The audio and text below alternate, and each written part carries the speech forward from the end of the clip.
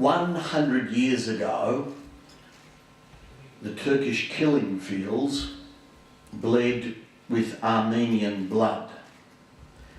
20 years ago, in this place, the oldest parliament in the nation, we recognised, respected, acknowledged, affirmed history and called on our people and our nation and our government and our globe to recognise that pain. 20 years later, it's ironical, isn't it? 20 years later, the most celebrated Armenian-Australian in this nation's history, bringing together the thread of your community, tens and tens of thousands of your contribution to the nation building of Australia, 20 years later, after that resolution, appropriately tonight, sitting in this room, is a great Premier and a great Armenian-Australian.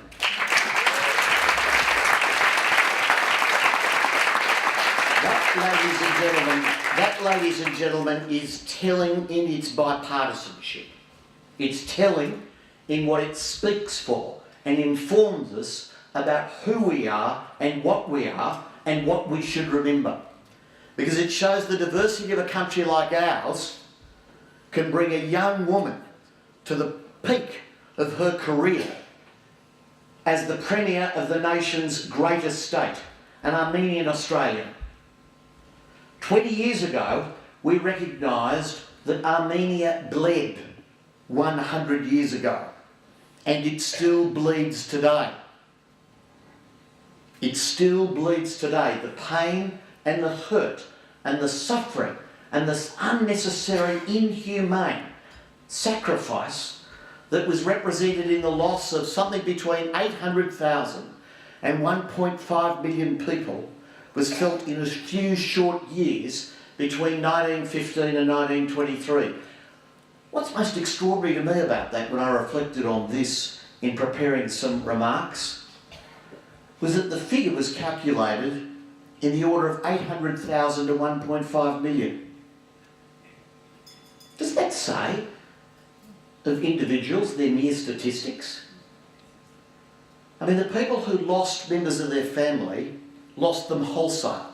It was a tragedy of planetary proportions. And it ashames me that the world, with one voice, in 1 year, does not recognise that frightful, terrible injustice. And we're proud in this Parliament, Bob Carr as Premier of the day, Peter Collins, with his intimate knowledge and association with the Armenian community as MP for Willoughby, more than because of his role as opposition leader.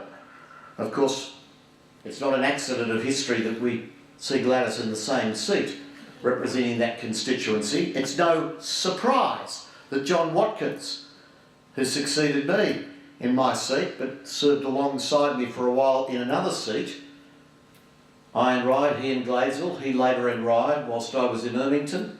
It's not a surprise that we who feel the pulse of your pain understand the paramount importance of its recognition. So tonight, my clarion call is for the nation to speak now with one voice. It's time the nation spoke with one voice.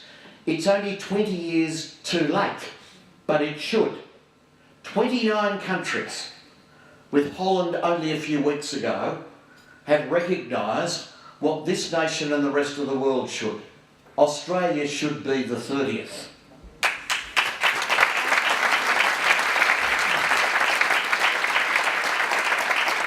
And so, as I conclude my remarks, let me say I, like many Australians, feel for your experience, many around the world, because they have shared similar experiences.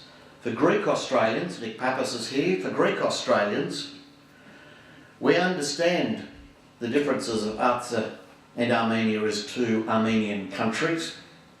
We have a place called Greece and Cyprus, and one of them has been cut in half.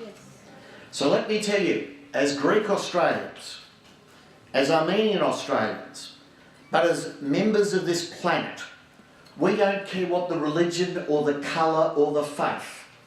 We don't care for the philosophy or the political persuasion. All of us in this room must treat each other as equal in love and legitimate war, in love and war, where we all abide by the rules of the force of human nature. And it is not natural to murder 1 million people in a few short years for no reason other than where and who they were born and represent.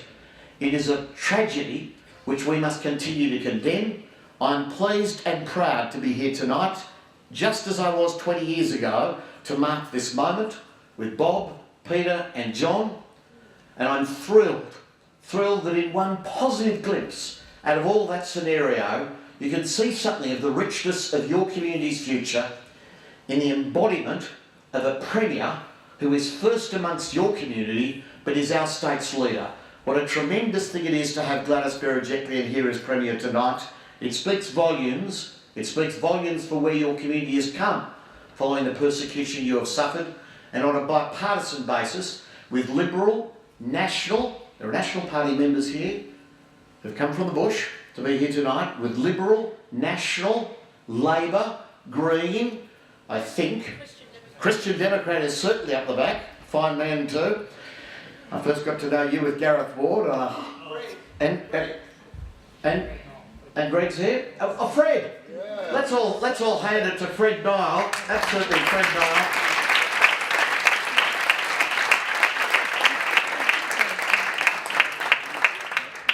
I don't want to be encouraged to digress, but Fred is certainly a great believer, and that's the sort of belief structure, whether you agree or disagree with him, that's the sort of belief structure that embodies the New South Wales Parliament. As I conclude, ladies and gentlemen, can I finish again where I started? The tragedy of those Ottoman killing fields must be recognised, and Australia must step up to the international plate. We should be the 30th nation to make that recognition, and we should say it with one voice, as the planet should.